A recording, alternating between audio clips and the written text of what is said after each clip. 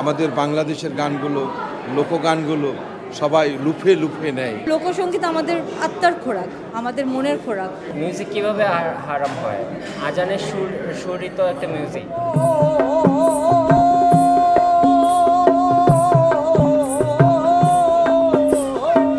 তরুণ প্রজন্মের কাছে বাংলার লোকগানের ঐতিহ্য তুলে ধরতে 25 নভেম্বর থেকে শুরু হলো অবকল্পের আয়োজনে নিরাময়ের ঐকতান, ইংরেজিতে যা হারমোনি অফ হিলিং শিরোনামের আয়োজন।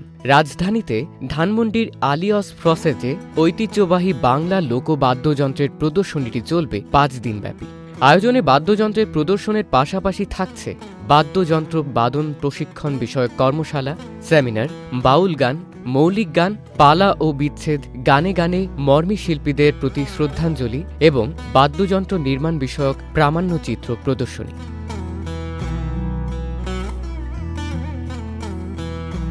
বিখ্যাত বাউল সঙ্গীত শিল্পী শফি মণ্ডল উপস্থিত ছিলেন প্রথম দিনের প্রদর্শনীতে। 200 বছর আগের যন্ত্র, সেটা আস্তে আস্তে আস্তে আস্তে এসে একটা সময় আমাদের এখন পর্যন্ত পৌঁছে যাচ্ছে।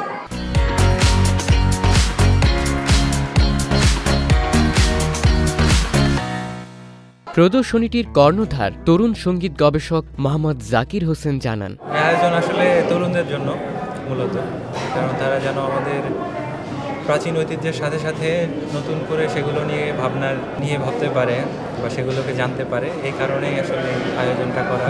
আয়োজনটির আয়োজক অবকল্পের প্রধান কার্যনির্বাহী কর্মকর্তা লুসি তৃপ্তি গোমেজ জানান, লোকসঙ্গীত আমাদের আত্মার খোরাক, আমাদের মনের খোরাক।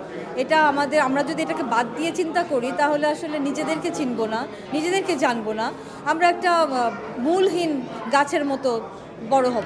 এছাড়াও প্রদর্শনীটির বাদ্যযন্ত্র তৈরির কারিগর ও দেখতে আসা দর্শকদেরও বেশ উৎফুল্ল দেখা যায়। যে লোকগানের প্রচলনটা আসলে হারিয়ে গেছে বলা যায়, এই ব্যাপারটাকে আবার সামনে নিয়ে আসার জন্য এইরকম একটা উদ্যোগ অনেক ভালো একটা কার্যকরী ভূমিকা পালন করবে আশা করি।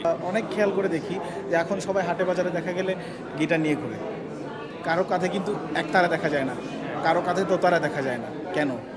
দোতারার গান কি ভালো লাগে না? কিছু কট্টর ইসলামপন্থী বলছে মিউজিক ইজ হারাম, বাট অন্যান্য রিলিজিয়নে দেখেন আমরা প্রার্থনা করতেছি সঙ্গীত দিয়ে, কত সুন্দর। মিউজিক কিভাবে হারাম হয়? Sajid Azmai, channel I.